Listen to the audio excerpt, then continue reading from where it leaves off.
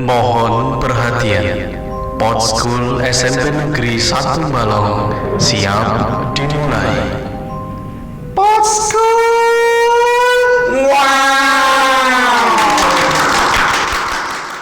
Assalamualaikum warahmatullahi wabarakatuh. Waalaikumsalam warahmatullahi wabarakatuh. Kembali lagi bersama Cak Sur dalam acara favorit kita yaitu adalah Pod School.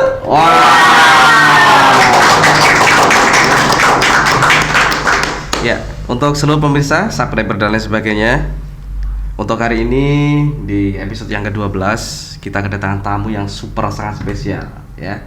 Beliau merupakan salah satu sosok yang menjadi ikon dalam dunia pendidikan. Kita sambut dengan hangat, yaitu adalah Ibu Dr. Anda Hajah Nur Laila, tepuk tangan. Ya. Bravo Bu Nur Laila. Terima kasih Mas. Sama-sama, kasihnya diterima Bu.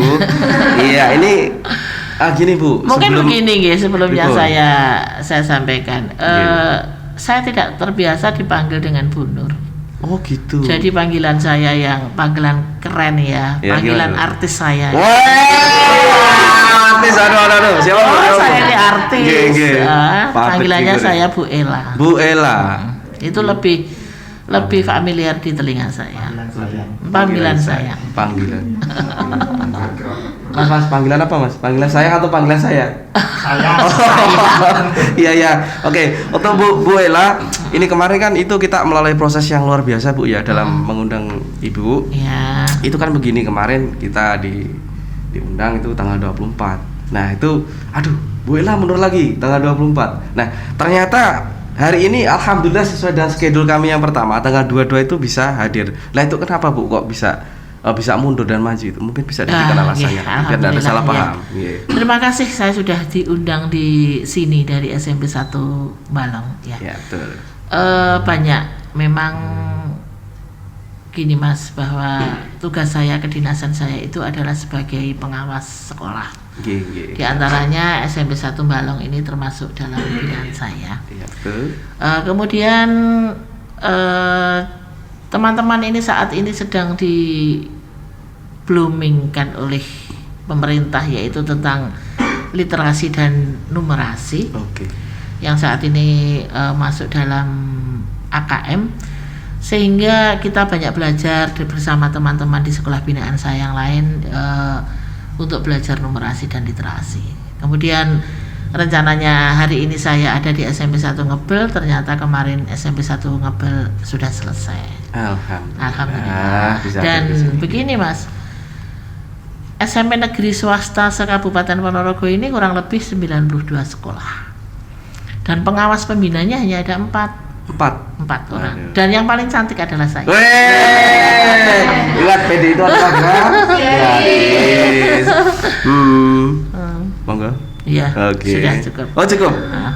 Sebelum nanti kita tanya lebih jauh ya, terlebih dahulu kita harus biodata pribadinya. Bu Nur Laila lahir di mana, tanggal berapa, bulan berapa, tahun berapa, dan kelihatan bentar lagi ada momen istimewa. Monggo silakan. Oh iya, jelas. Saya nunggu hadiahnya nanti. Oke, siap. Ya, nama saya Nur Laila Jajuli. Jajuli ini adalah nama bapak saya. Kadang-kadang banyak yang bertanya, Jajuli itu suaminya ya? Bukan. Jadi Jajuli itu nama bapak saya. Marga dari bapak. Nama bapak saya Jajuli, entah kenapa beliau menambahkan itu di belakang nama saya. Jadi Nur Laila itu nama saya, kemudian ditambah nama bapak Jajuli.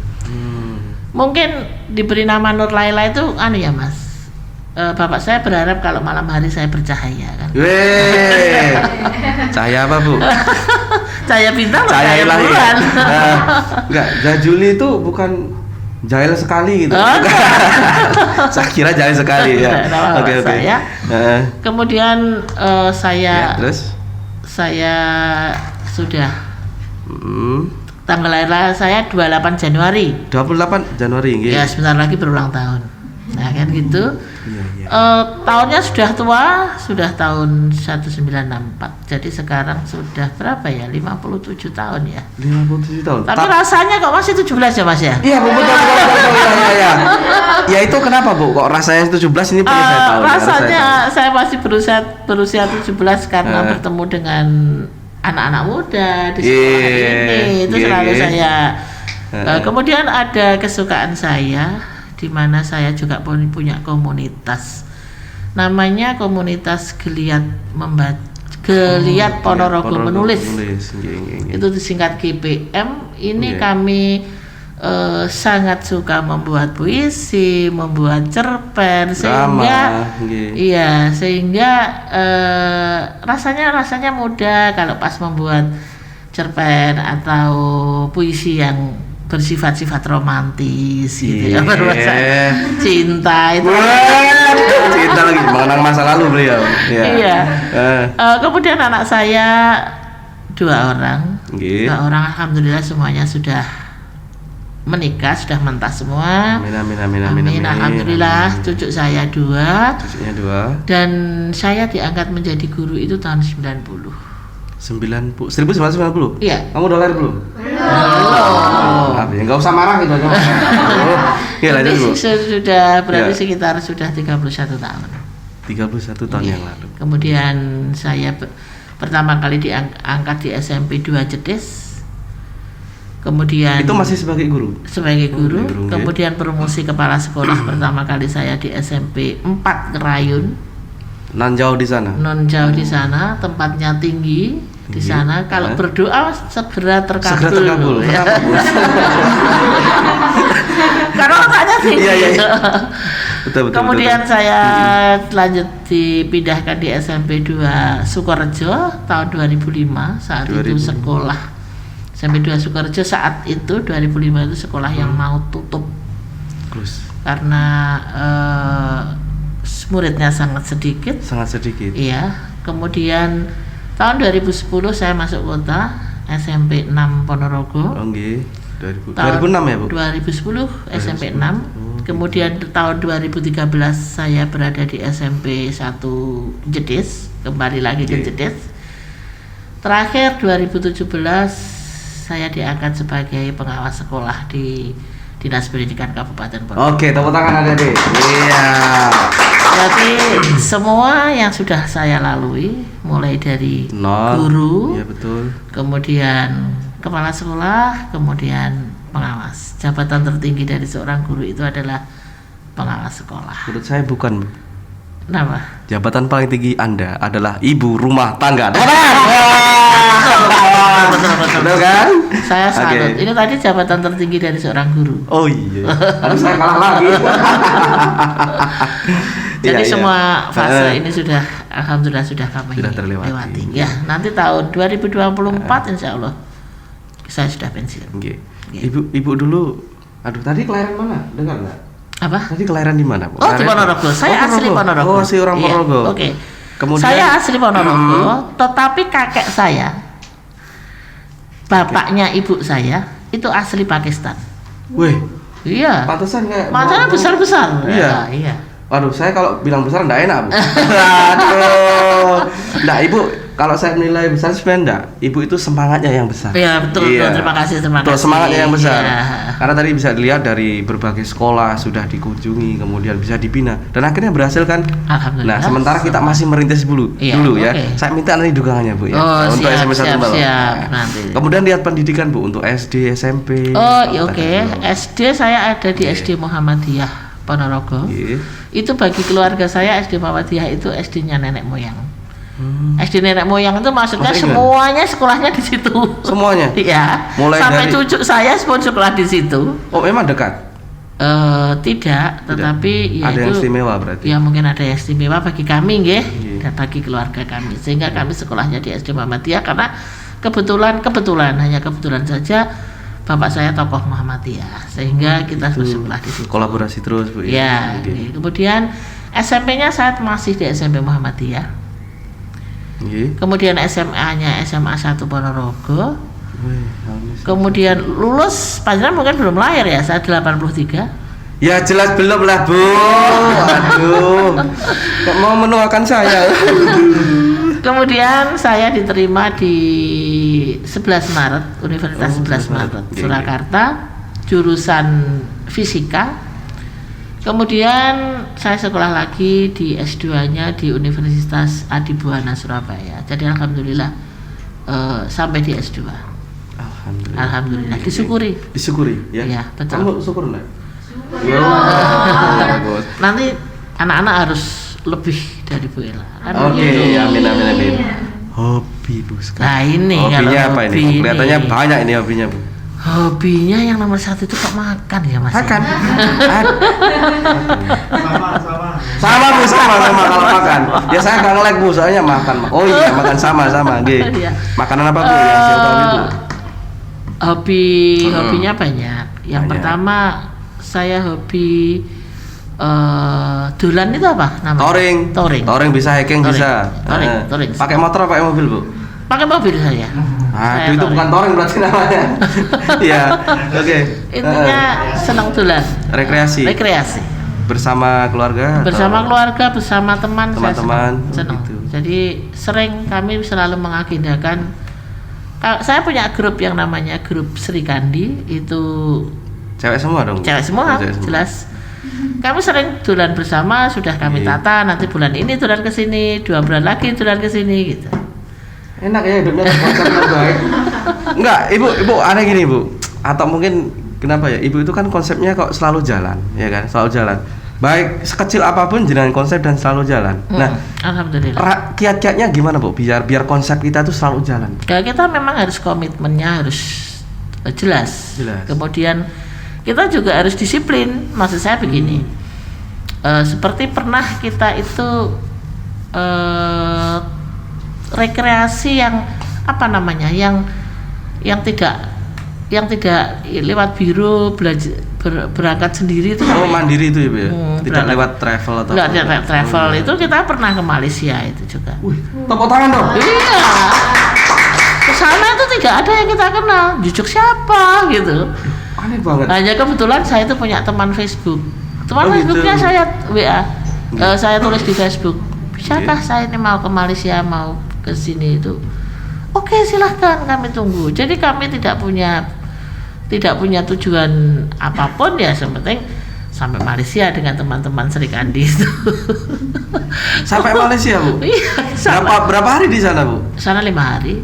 5 hari. Kemudian contoh ini tadi, kami kalau sampai ke Malaysia itu kami komitmen kami menabung. Oh gitu. Iya, nggak mungkin uangnya siapa kalau kita tidak menabung, kan begitu. Berapakah Bu? Ya, sampai Nggak banyak. Nggak banyak. Nggak banyak. Berapa? Tidak banyak. Berapa? Saya kira bisa. Karena ini kan kita nggih. Maksud saya tidurnya ya seadanya, makannya ya seadanya gitu. Saya ralat kali ya, tidurnya seadanya. Maksudnya gimana nih? Ya, maksud Tidurnya saya seadanya. tidak di hotel yang mewah, kan Oh, tidak. gitu. Jadi kita memang dengan nekat yang penting sampai di sana itu komitmennya satu, kita memang ingin refreshing bersama-sama. Yang kedua, untuk memperoleh sesuatu itu kita harus berjuang. Nah, perjuangannya itu dengan menggunakan menabung. Kita sepakati, Ya, betul, sebulan menabung 200.000 katakanlah. Ya. Maka misalnya ke Malaysia itu habis 1 juta, berarti kita cukup menabung 5 bulan. Nah ini. Jadi itu yang memang kadang-kadang teman-teman itu yang nggih, yang kok menabung kan Ya, gitu. itu hal yang berat Bu. Betul. Ya, betul. Karena maunya orang sekarang kan instan Bu. Iya. Mau instan, nggak harus menggali dari bawah kan. Jarang kan sekarang Bu ya. Tapi Bu Ella sudah melakukan itu. Iya, kalau tidak begitu tidak mungkin nyampe sana. Maksud saya dengan teman-teman, Betul. jadi dengan cara menabung. Jadi komitmennya harus jelas. Kemudian kita juga harus disiplin dan semuanya butuh perjuangan. Nggak ada uang itu yang jatuh dari langit. Iya, kamu harus tahu itu, uang itu nggak jatuh dari langit, ya. Tapi dari hasil kerja kita. Iya, betul. Support untuk Bu Ella. Iya. Terus yang perlu panjenengan ketahui, sejak kecil saya yatim piatu. Oh, itu yang membuat saya harus berjuang. Adik saya 3, saya anak pertama. Oh, jenengan anak pertama. Anak pertama. Baru berarti ya. Iya, Kakak pertama. Ya, adik saya 3. Dan adik saya yang paling kecil umur 5 tahun itu sudah yatim piatu. Sudah yatim piatu. Iya, jadi bagaimanapun kami harus militan. Iya, mau enggak mau harus kerja keras. Bahwa yatim piatu pun bisa eksis juga, tergantung bagaimana kemampuan kita untuk menatap masa depan kan gitu. Alhamdulillah kami berempat bisa hidup layak di tengah masyarakat. Iya. Ada Ini perjuangan yang luar biasa. Yang saya pikirkan begini Bu, jenengan kan harus bertanggung jawab kepada adik-adik Iya, presenter. oke. Kok bisa sampai di bangku kuliah itu gimana cara? Begini, semula ini tidak pamer ya, tidak Enggak. pamer. Harus dipublikasikan. Iya. Wah. Saya di 11 Maret itu gratis. Oh gratis. Jadi saya mendapat beasiswa. Oh itu. Karena saya Nggih. gratis, antara beasiswa yang saya peroleh Nggih. dan biaya hidup saya serta biaya SPP itu lebih banyak perolehan beasiswa saya Daripada SPP-nya. daripada SPP aja. Itu karena prestasi berarti Bu ya? Karena prestasi. Wah pinter loh main Iya. Pinter saya, makanya agak sombong sedikit ini. Iya, ada apa-apa. Motivasi untuk mereka-mereka. Iya, jadi saat itu tidak boleh nilai kami tidak boleh B. Jadi nilai kami semuanya harus A.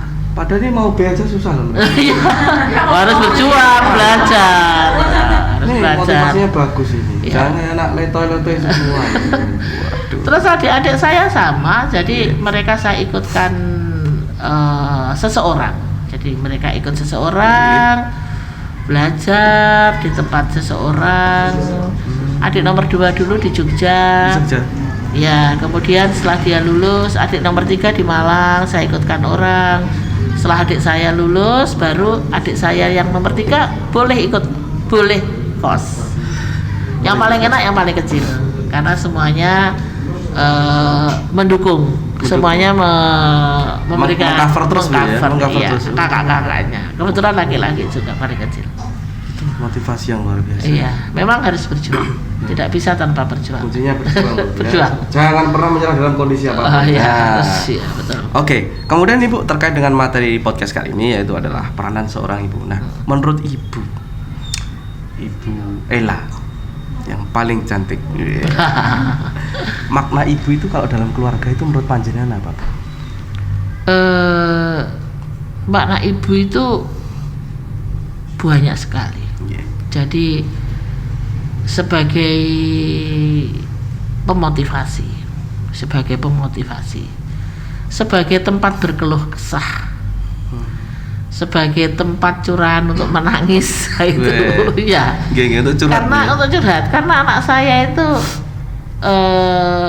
kalau ada masalah itu mesti yang dicari adalah ibunya, dan mereka yakin bahwa ibunya itu bisa menyelesaikan masalah-masalah yang ada di dirinya, oleh mereka. Kemudian juga ibu ini akan selalu memberi motivasi. Saya yakin seorang ibu itu tidak akan memberikan motivasi yang tidak baik ya Mas. Semuanya mesti baik. Betul. Dan coba panjang lihat seorang ibu dengan 9 putranya ditinggal bapak meninggal katakanlah, itu bisa menghidupi 9 putranya. Tetapi 9 putranya ini kadang-kadang kalau ibunya sudah tua tidak bisa merawat satu orang ibu. Lah ini yang kadang-kadang kalau melihat itu miris sekali gitu. Padahal filosofisnya tinggi nih. Iya, padahal ibu itu luar biasa. Panjenengan saya aja melihat di rumah saya ya, saya lihat. Misalnya saya sakit, rasanya rumah ini mati. Rasanya kehidupan itu kok kayak berhenti karena tidak ada yang memasak, tidak ada yang membersihkan rumah. Jadi rasanya rumah ini kok mati, tidak ada cahayanya. Kayak motor kehabisan bensin Bu ya. Iya. Oh gitu. Jadi memang peran ibu itu luar biasa, dan panjenengan anak-anak juga semuanya ada 5 cairan yang tidak bisa diganti oleh apapun. Yang pertama adalah yang dimiliki seorang ibu, cairan air ketuban. Mesti ada itu di ketuban. Panjenengan dulu mesti dikelilingi oleh ketuban di dalam kandungan ibu. Kemudian saat ibu melahirkan mesti ada aliran darahnya. Iya, mesti mengeluarkan darah, dan itu panjenengan laki-laki seandainya seorang perempuan bisa merasakan bagaimana luar biasa melahirkan seorang. Saya mau jadi perempuan ya gitu. Jangan sudah terlalu banyak perempuan ini. Oke, lanjut. Terus yang ketiga air susu ibu. Ini tidak akan tergantikan oleh apapun. Air susu ibu itu. Dan saya bisa besar seperti ini karena ada tetesan air mata, tetesan air susu ibu yang masuk ke tubuh saya. Betul. Kemudian yang jelas seorang ibu itu ada cairan lagi yang keringat. Saya yakin panjenengan kecil itu belum tentu bisa makan dulu kalau tidak diberi makan ibunya, ya. Dibimbing ibunya. Dan yang terakhir adalah cairan air mata, dimana nangis ya. Iya, kita ini selalu, ibu itu selalu menangis mendoakan kesuksesan putra putrinya. Nah itu, ini adalah 5 cairan yang dimiliki oleh seorang ibu untuk anaknya dan tidak bisa digantikan oleh apapun ini. Itu loh, kalau kamu jadi ibu kamu harus tahu ini ya. Iya. Kan ceritanya sih mau jadi bapak. Oleh karena itu kalau dikatakan ada istilah surga di telapak kaki ibu, saya kira ini pas menggantikan posisi ibu. Tepuk tangan untuk ibu kita. Ini makna filosofisnya tinggi ya. Kamu mungkin belum jadi ibu, tapi belum. Sebentar lagi ya. Sebentar lagi. Ya, saya nggak tahu lah. Ya tergantung sana. Kenapa kamu protes sama saya? Oke.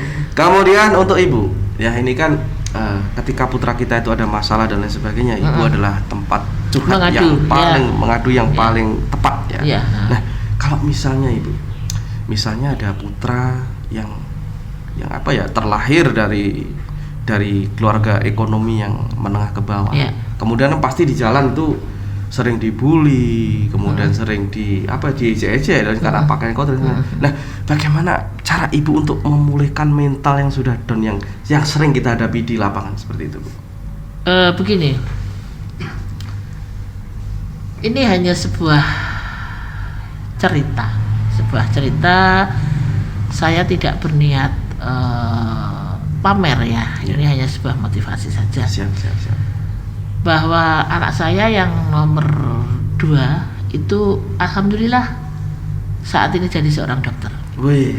Nah ini, dan saya bukan orang yang berlimpah uang untuk membiayai, tidak. Tetapi saya memberikan motivasi yang luar biasa kepada anak saya bahwa harga buku mahal, kan begitu. Saya tidak akan mampu bisa memberikan itu.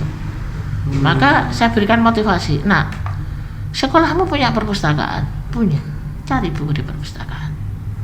Dan saya selalu membangkitkan semangat bahwa kamu berhasil, dan keberhasilan itu tidak berorientasi terhadap uang. Banyak orang yang punya uang tetapi tidak berhasil, dan ada juga mungkin yang seperti kamu yang keterbatasan biaya, tetapi karena selalu saya motivasi berhasil, dan alhamdulillah bisa berhasil. Dan juga termasuk begini, ini hanya sebuah contoh, termasuk anak saya cerita yang di fakultas kedokteran ini yang pakai sepeda motor itu hanya aku itu loh. Saya gini, yang kuliah itu? Iya, saya gini. Tapi nanti yang pakai mobil dan yang pakai sepeda motor kan keluarnya bareng, kan begitu. Malah mungkin yang sepeda motor saja juga bareng.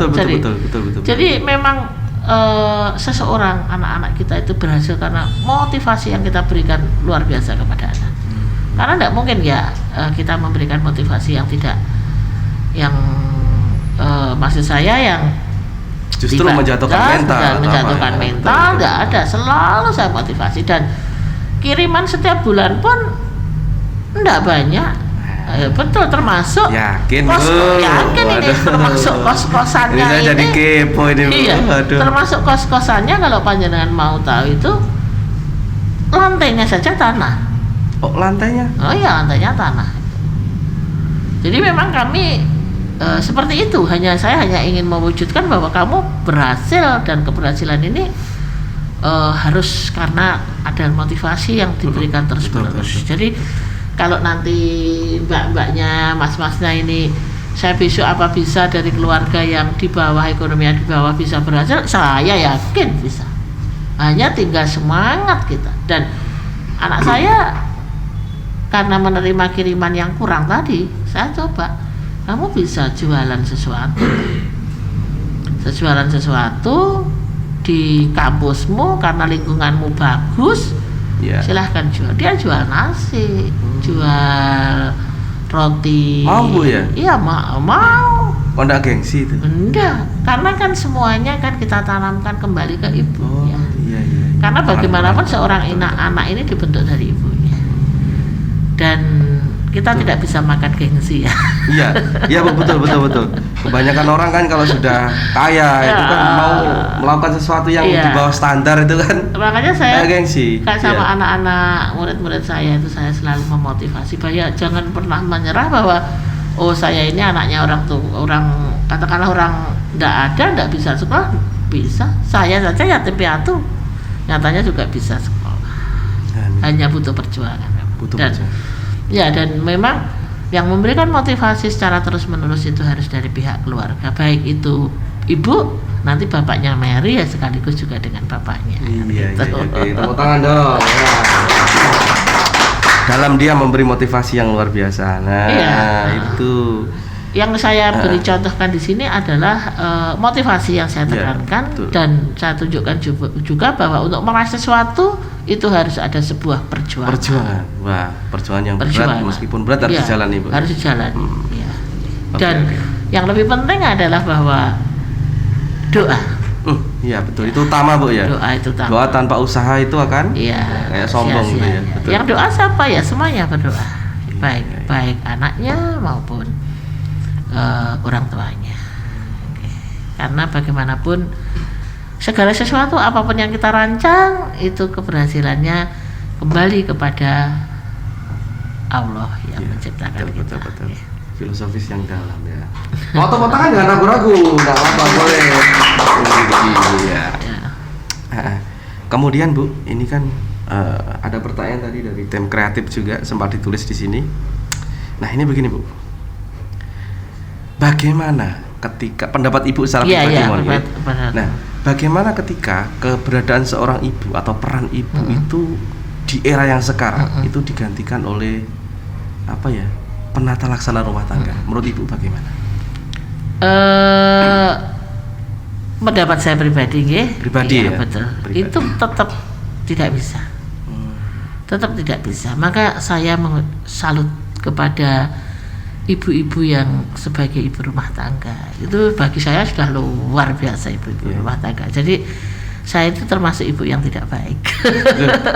Kenapa? karena saya berkarir ya. Jadi Ya, tidak bisa 100% kepada membimbing anak-anak saya. Tetapi di sela-sela kesibukan saya memberikan yang terbaik untuk anak-anak saya.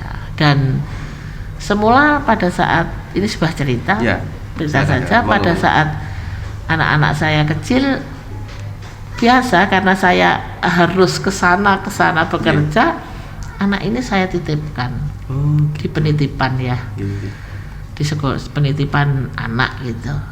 Saya saat itu santai biasa saja gitu. Anak saya antar, nanti saya jemput. Dan menurut saya kualitas pertemuan saya dengan anak bagus gitu. Terjalin terus Bu Terjalin ya. Kemudian setelah anak dewasa besar dia cerita pada saya, "Mah, aku ki punya temen." Kemudian ibunya itu juga bekerja. Temenku itu merasa apa ya, sakit hati dengan ibunya. Loh kenapa? Saya kan gitu. Karena sejak kecil merasa dititipkan di mana-mana. Ya, itu tidak terpikir sebelumnya di otak saya, tidak terpikir. Kemudian saya tanya anak saya, kalau kamu, kalau aku kok enggak? Lah kenapa? Beda-beda kan ternyata. Kenapa? Karena ya itu satu-satunya jalan yang harus mama jalani kan begitu. Dan memang Mas, yang saya syukuri selama ini, mohon maaf saya tidak punya asisten rumah tangga. Oh gitu. Iya, jadi saya membawa anak, kenapa nggih? Saya biasa dengan anak asuh ya. Oh, anak asuh. Anak asuh ya, itu sekolah bersama-sama, hidup bersama-sama, semua pekerjaan kita jalani bersama sehingga anak-anak tetap dekat dengan ibunya karena kami memang tidak mempunyai istilahnya asisten rumah tangga. Tapi bagaimanapun asisten rumah tangga itu tidak bisa menggantikan peran seorang ibu. Peran seorang ibu itu memang ya harus peran seperti misalnya kita memilih sebagai ibu yang berkarir, ya kita harus bisa memberikan waktu yang kualitas, bukan kuantitas, tetapi kualitas kepada anak-anak. Dan ini yang kadang-kadang di era modern ini yang kelihatannya sudah tidak ada ibu yang mendongeng ya. Jarang Bu ya, kamu pernah dongeng ya?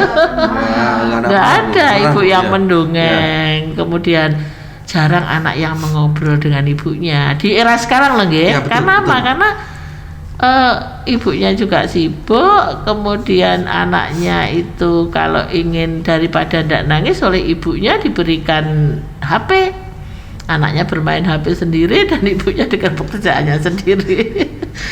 Zamannya kelihatannya seperti itu, dan semoga tetapi saya yakin mereka ibu-ibu itu mesti masih mempunyai nurani keibuan, bahwa itu mereka lakukan karena dalam kondisi yang memang kondisinya mengharuskan begitu. Saya yakin, saya ucapkan salut hormat setinggi-tingginya kepada wanita, ibu-ibu yang benar-benar memfokuskan perhatiannya, kehidupannya untuk rumah tangga. Tepuk tangan untuk ibu kita. Tetapi saya tidak bisa. Itu yang saya meri kadang. Kan saya sering datang ke rumahnya teman saya, kemudian dia tidak bekerja, tetapi punya pekerjaan kecil-kecilan di rumah, misalnya menjahit atau jualan. Itu saya kadang-kadang meri. Aduh, enak banget bisa bekerja, tidak harus meninggalkan putranya, dan pekerjaan itu bisa dilakukan juga di rumahnya. Jadi saya yang generasi tua ya, ini generasi tua masih muda, karena itu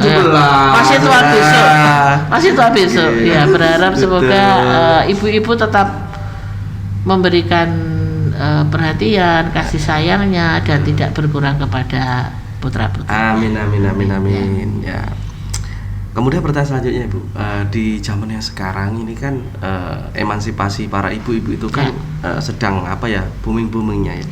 Menurut Ibu, emansipasi ibu yang sekarang itu kurang atau malah kebablasan Bu? Tinggal melihat konteksnya. Jadi emansipasi ini tidak melupakan kodrat kita sebagai seorang wanita. Kalau memang secara kognitif sekarang ada pemimpin bank yang guru, yang perempuan. Bu Megawati pun juga pernah jadi presiden juga seorang perempuan. Tetapi bagaimanapun bahwa seorang perempuan itu tidak boleh melupakan kodratnya sebagai wanita. Jadi misalnya kita mempunyai kedudukan yang tinggi, dan tetapi kalau sudah masuk rumah maka suami adalah seorang pemimpin. Itu tetap harus kita kita tanamkan di mindset kita, bahwa kedudukan tinggi itu di kantor, tetapi setelah masuk di rumah maka seorang perempuan itu harus kembali ke kodratnya, bahwa dia adalah pendamping seorang suami, harus mengasuh dan mendidik putra-putrinya. Tepuk tangan lagi untuk Ibu. Ini baru kali ini saya dapat siraman rohani dari ibu-ibu. Iya, dari ibu-ibu. Karena biasanya itu Bu, ketika ada pemateri itu, jenengan tadi ya satu-satunya materi yang paling sopan, pemateri yang paling sopan. Kenapa saya bilang gitu? Kenapa? Karena saya guru. Iya, saya tahu ya, betul. Enggak, biasanya itu Bu, bertanya tentang jodoh. Nah, itu di situ adalah sisi kelemahan saya. Oh, banyak yang berjodoh. Alhamdulillah sampai sekarang belum Bu. Oh iya, sebentar lagi kira-kira. Amin. Baru kali ini saya ditanya ya. Waduh. Oke, kemudian untuk Ibu, akhir-akhir ini kan banyak kasus untuk para ibu ataupun calon ibu ya. Di era sekarang itu kan banyak beredar kayak kasus asusila, misalnya kekerasan dalam rumah tangga dan lain sebagainya. Nah, bagaimana menurut Ibu dan bagaimana saran Ibu agar semua itu tidak terjadi, khususnya bagi seluruh peserta didik ataupun calon-calon ibu? Ya. Begini, seperti tadi saya sampaikan bahwa kita harus kembali ke kodrat kita sebagai wanita, dan kita juga harus menghargai diri kita ini sebagai seorang wanita. Iya, betul. Maksud saya begini, mohon maaf. Ya, saya maafkan. Ya, sudah dimaafkan. Mohon maaf gitu. Iya. Seperti ada perempuan atau wanita zaman sekarang yang menggunakan baju menggunakan tanda petik sangat minim, sehingga bagaimanapun itu akan membuat image yang tidak baik bagi laki-laki yang mungkin melihat, baik laki-laki maupun perempuan juga yang melihat, dan itulah yang membuat kita ini kadang-kadang tidak dihargai. Jadi mungkin ada pelecehan itu karena ada kalanya bahwa itu yang menciptakan adalah diri kita sendiri. Jadi wanita itu harus kembali ke kodratnya, kemudian mari menjaga harga diri kita ini, bahwa kita ini wanita ini seorang yang harganya mahal. Jadi tidak menurut saya tidak harus dipatahkan atau dilemahkan oleh seorang laki-laki kan begitu. Kemudian kalaupun ada KDRT dan sebagainya di sebuah rumah tangga, itu sekali lagi kembali ke sikap kita.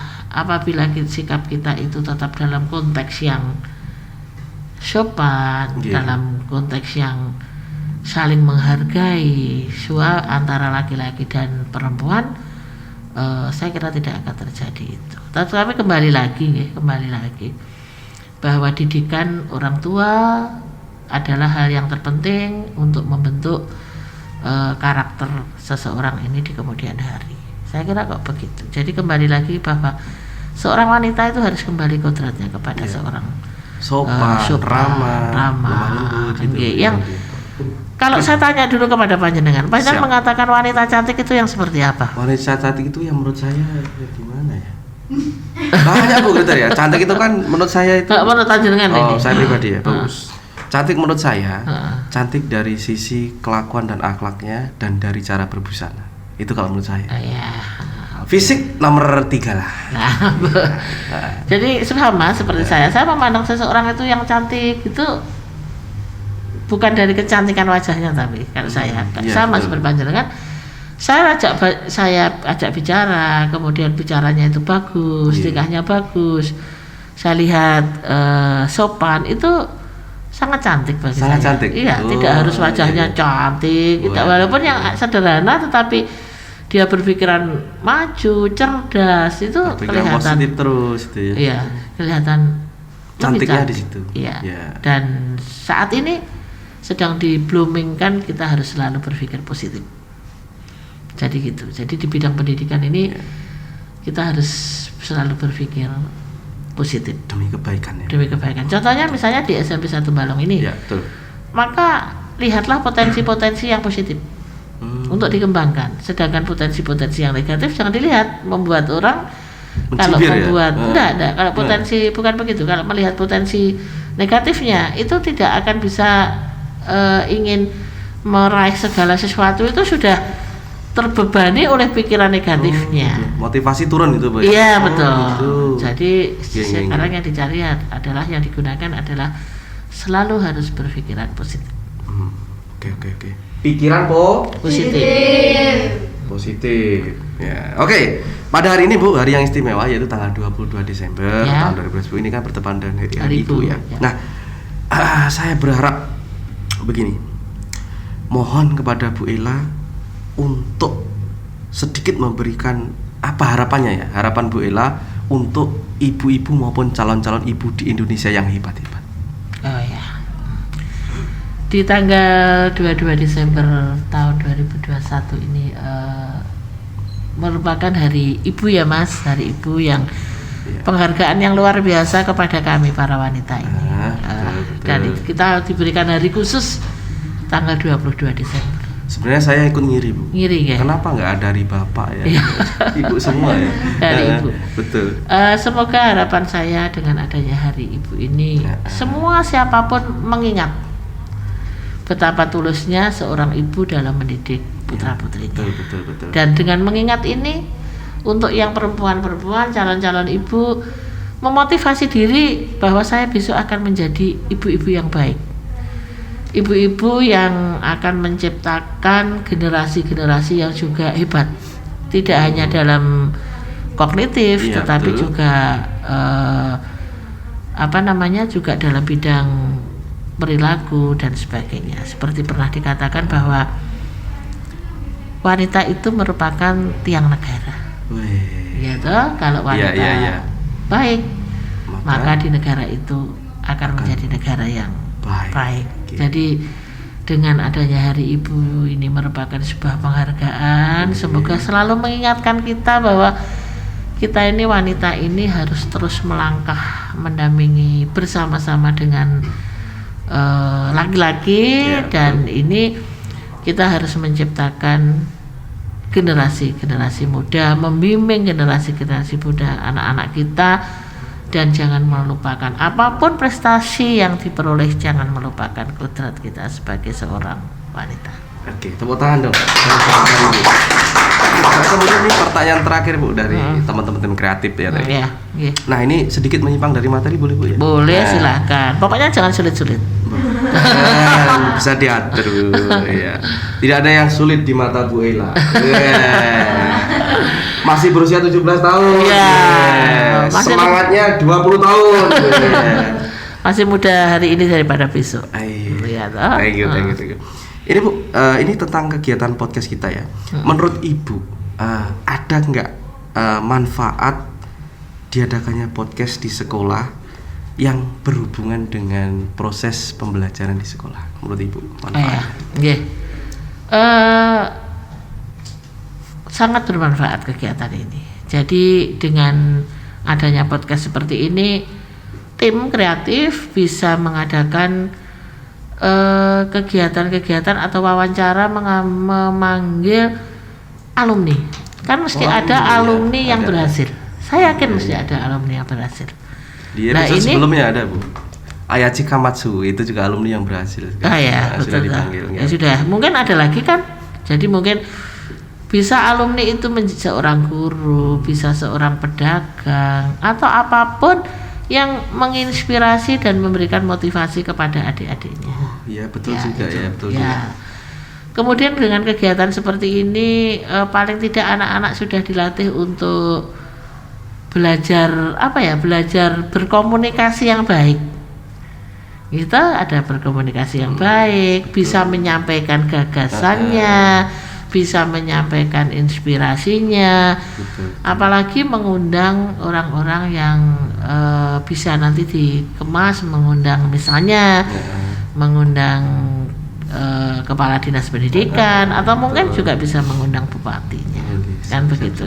Kemudian dengan kegiatan ini juga melatih anak-anak untuk bisa berani karena belum tentu berwawancara dengan seseorang itu berani. Tidak semua orang berani melakukan wawancara seperti ini. Jadi menonton pun terkadang masih deg-degan Bu. Jadi dengan kegiatannya ini, dan baru ini mungkin di 20 binaan saya yang ada pot schoolnya ini. Selamat ya untuk SMP 1 Balong semoga nanti semakin kreatif lagi, semakin kreatif, semakin banyak ide-ide yang muncul, dan semoga ini bermanfaat nanti untuk anak-anak. Dalam bentuk apapun, insya Allah semoga bermanfaat. Terima kasih. Ini usianya berapa? Saya atau ini? Pop schoolnya? Pop schoolnya, aduh. Iya. Baru belum ada 1 tahun Bu. Baru 12 episode. Masih imut-imut. Iya, 12 masih episode. 12. Iya, 12. Kemudian setiap episodenya? Per minggu kita update, setiap hari Sabtu kita nanti langsung share gitu. Broadcastnya itu hari Senin, kemudian nanti untuk uploadnya itu hari Sabtu. 1 minggu sekali Bu. Ya. 1 minggu sekali. Ini kan masih awal. Masih awal. Nanti perlu terus banyak saran dari nanti terus pelan-pelan dibenahi sehingga nanti akan menjadikan luar biasa dan membawa manfaat ya. Oke, tepuk tangan untuk Bu Ela.